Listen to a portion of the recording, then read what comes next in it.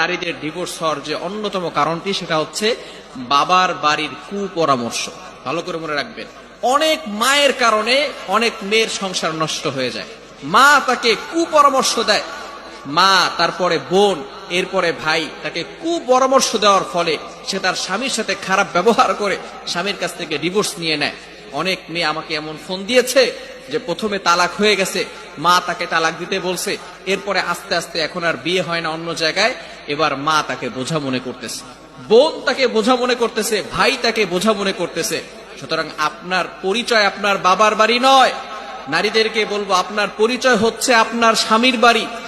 আপনি যেখানেই থাকেন না কেন, যদি আপনার স্বামী থাকে তাহলে সবাই আপনাকে রেসপেক্ট করবে, যদি আপনার স্বামী না থাকে তাহলে কিন্তু আপনাকে মানুষ রেসপেক্ট করবে না।